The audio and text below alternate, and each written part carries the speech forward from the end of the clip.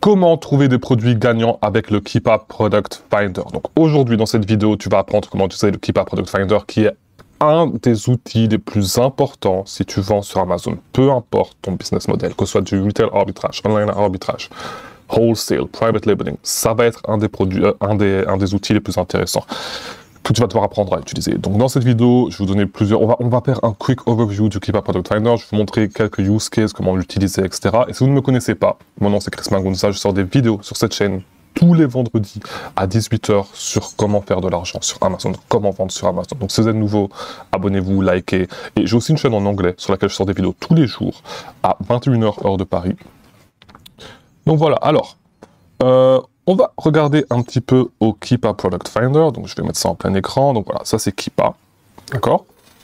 Si vous voulez accéder au Keepa Product Finder, vous allez aller ici dans Data et après, vous allez cliquer sur Product Finder. Ou bien, peu importe où ici, voilà, mais c'est l'URL. D'accord? Alors, très rapidement, le Keepa Product Finder est... Mauvaise page, voilà, on y est. Très rapidement, le Keepa Product Finder, très simple. Ça a l'air très compliqué comme ça, mais si tu fermes les volets, c'est beaucoup plus simple à comprendre, d'accord? Donc c'est très intimidant, il y a beaucoup de choses.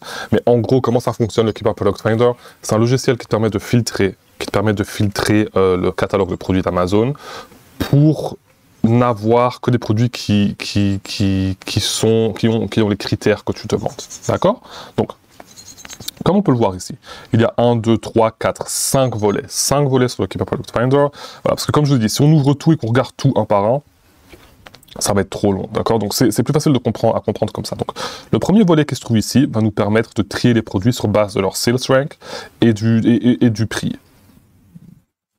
On va ouvrir après, vous allez voir. Le deuxième volet, c'est au niveau du titre, de la marque et plus. D'accord?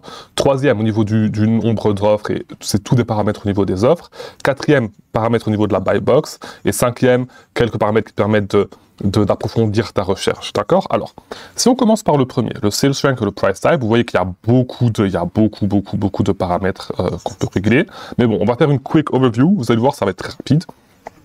Très rapidement, il y a beaucoup de choses dont on n'a pas besoin. Donc, le sales rank, forcément, on peut régler en fonction du sales rank. Par exemple, si on veut des produits de 0 à 100 000 en sales rank, voilà. Comme ça, vous allez voir. Et ici, en bas à droite, on a le nombre de produits qui sont return. D'accord? Au niveau de la buy box, imaginons on veut des produits au-dessus de 15 $. Voilà. C'est un petit peu comme ça que ça fonctionne. C'est ça la logique. D'accord?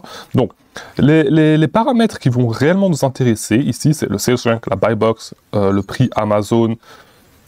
Pas vraiment, ça va pas vraiment être intéressant. Ce qu'on veut, c'est potentiellement utiliser ça pour dire qu'on veut des produits où Amazon est out of stock. Le prix new, ici, new third party. La différence entre le new price et le buy box price, c'est que parfois la buy box est suppressed, d'accord? Il n'y a pas de buy box, et donc ce que vous voulez utiliser, c'est le new price. Parce que si vous utilisez juste la buy box, vous allez voir que vous allez rater pas mal de produits. D'accord? Donc, new price. New Third Party FBM, ça on s'en fout un petit peu. Voilà, on va pas se mentir, ces deux-là on s'en fout un petit peu. Prime Swift, tout ce qui est en dessous, on s'en fout. D'accord? Tout ça on s'en fout. Donc ce qui est réellement important, c'est 1, 2, 3, 4, 3. On va dire, allez, 1, 2, 3 ici. Ça on s'en fout un petit peu, on va pas se mentir. Donc en réalité, on a 3. Ça va réellement être intéressant si vous voulez faire plus du FBM que du FBA, si vous voulez aller dans les trucs un peu avancés. Mais bon, admettons qu'on aille dans les trucs un petit peu avancés. Ça nous fait que 5 paramètres sur une quinzaine, vingtaine. Donc forcément, ça rend les choses plus faciles. D'accord? Donc ça, c'est le premier volet. Deuxième volet, alors ce qu'on va avoir dans le deuxième volet, c'est tout ce qui est en rapport avec le titre, la marque et plus. D'accord? Donc la catégorie, on s'en fout un petit peu. Après, si vous voulez faire des recherches assez larges, oui, vous êtes très spécialisé dans une catégorie, ça peut être utile, mais bon. Voilà, catégorie à la limite. Sous-catégorie, pourquoi pas. Exclure des catégories, ça peut être utile. Texte. Imaginons que vous êtes en train de rechercher un produit très précis, une taille très précise, un style très précis, ça peut être pratique.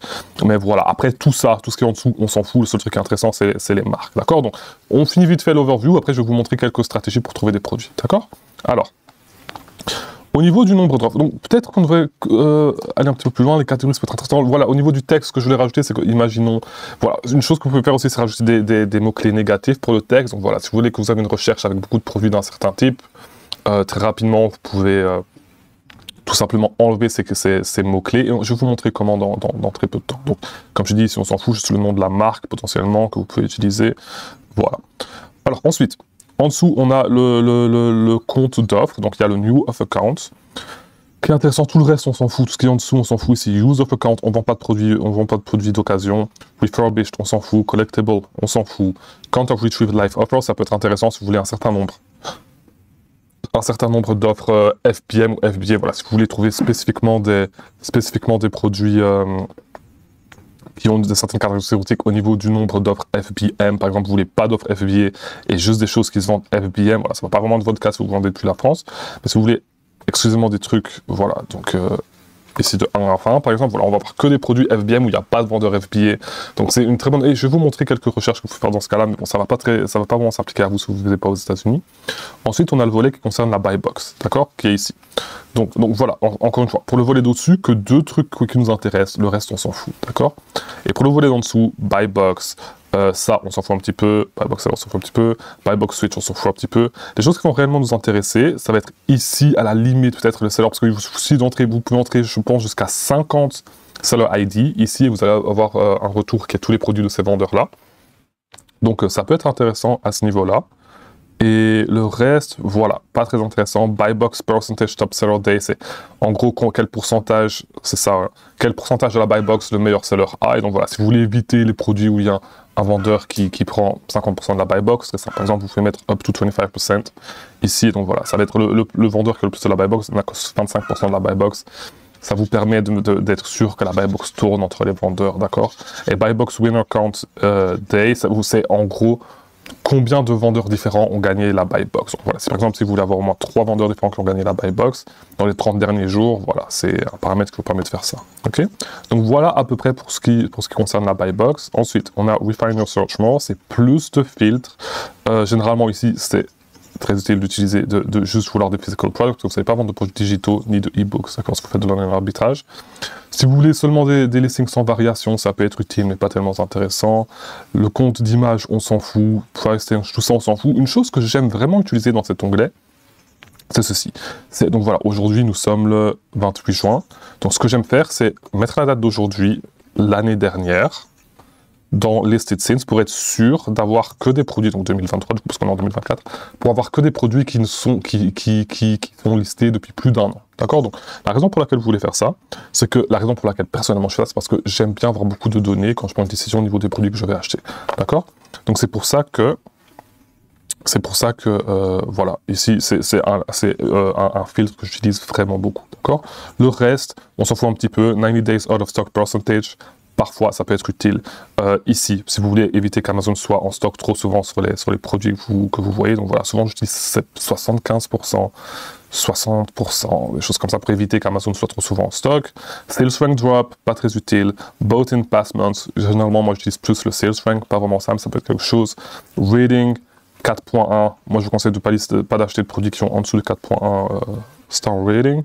Review count, idem, ça peut être très intéressant, surtout quand vous dealez, mais ça va être, on fera peut-être une vidéo un petit peu poussée sur le Keep Our Product Finder, je vous montrerai des stratégies et je vais simplement vous en montrer une, ok. Enfin, je vais vous montrer une stratégie avec ceci, avec le compte, le nombre de reviews, d'accord. Ça peut être très pratique, surtout pour les listings où vous n'avez pas de sales rank, d'accord. Alors,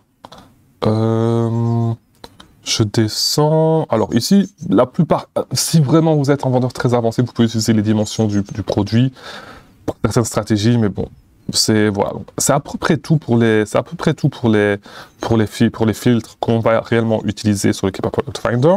Maintenant, je vais vous montrer personnellement moi je vais montrer 1 ou 2 filtres. Et voilà, je sais pas pourquoi on est sur Ryanair ici. Voilà, on va venir ici.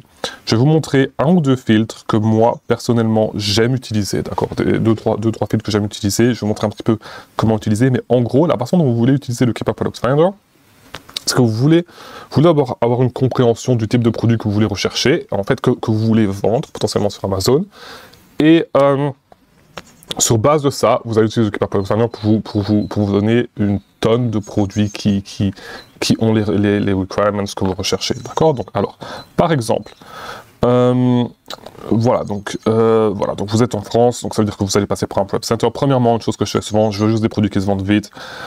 On va aller à 50 000 de sales rank, d'accord. Donc c'est comme ça, je vais vous montrer un petit peu comment construire une recherche du Keep Our Product Finder, d'accord. Alors, comme vous travaillez avec un web center, si vous êtes depuis la France, vous voulez des produits qui se vendent au moins à... En dessous de 15 $, vous n'allez rien trouver, d'accord? Généralement, vous voulez des produits qui se vendent au moins 30, 40 $, peut-être 35 $, d'accord? Donc on va partir là-dessus, on va partir sur 35 $, ok? Encore une fois, tout ça c'est pour le marché américain. Moi, je ne conseille pas de commencer sur le marché français. Commencez directement sur le marché américain, ne perdez pas votre temps sur le marché français, d'accord? Alors, tout simplement, mais voilà, une chose que je voulais montrer, en fait, c'était les produits, voilà, sans sales rank. Donc, c'est une très bonne recherche que vous pouvez lancer. Les produits sans sales rank, ce n'est pas parce qu'un produit n'a pas de sales rank que le produit ne se vend pas. Au contraire, d'accord? Alors, pour trouver les produits qui n'ont pas de sales rank, qui se vendent, ce que vous voulez regarder, c'est vous voulez regarder le nombre de reviews. Donc, je vais descendre ici pour le nombre de reviews que je vous ai montré tout à l'heure. Donc voilà, je veux un produit qui est listé depuis au moins voilà, un an, ici, et le nombre de reviews, ici, je veux au moins 100 reviews, d'accord? Et je vais vous montrer pourquoi, voilà. On va avoir une tonne de produits qui se sont vendus, parce que si le produit a des reviews, c'est que c'est vendu, mais qui n'ont pas de sales rank. La raison pour laquelle un produit n'a pas de sales rank, ça peut être tout simplement parce que y a un bug avec Amazon, tout simplement. C'est la seule raison. Ce n'est pas parce que le produit ne se vend pas.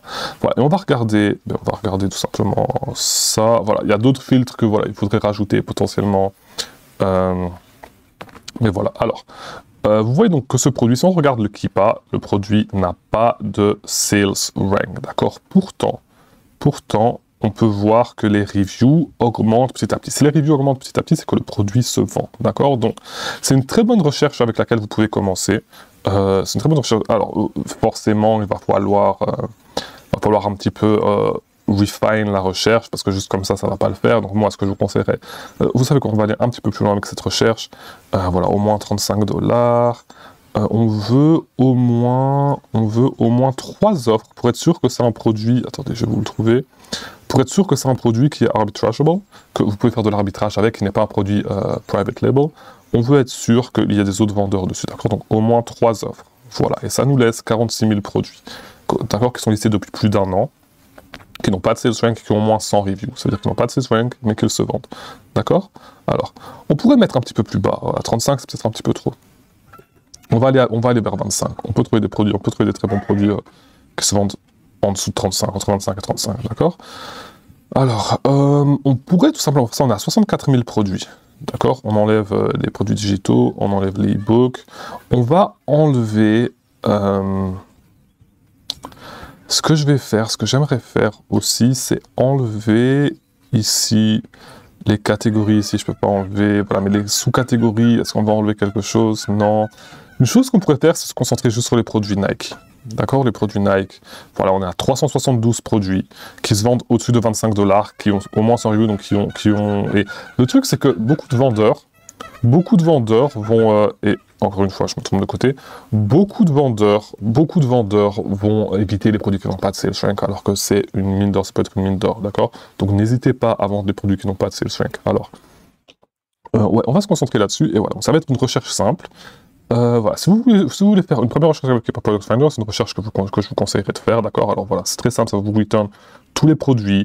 Moi, ce que je vous conseillerais de faire, c'est de les lister. Ouais, bon, voilà, donc du coup, ici, il n'y a pas de sales rank, mais si vous faites une recherche avec un sales rank, listez-les par sales rank.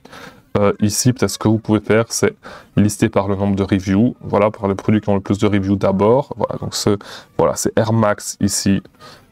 Elles ont 21 000 reviews. D'accord?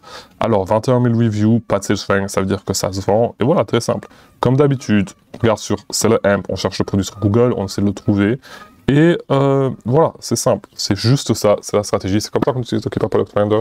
J'espère que cette vidéo vous a plu. Si vous avez besoin de plus d'informations sur Keepa Product Finder, vous pouvez rejoindre mon groupe Mentorship. D'accord? Lien dans la description comme d'habitude. On se retrouve la semaine prochaine pour une nouvelle vidéo. Une nouvelle vidéo tous les vendredis. Merci. À bientôt.